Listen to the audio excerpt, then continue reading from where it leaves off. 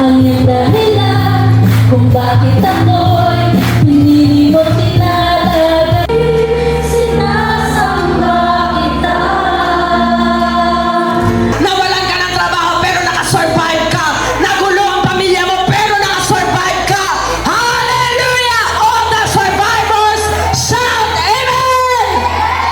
Aani ka na yung pagtitis mo!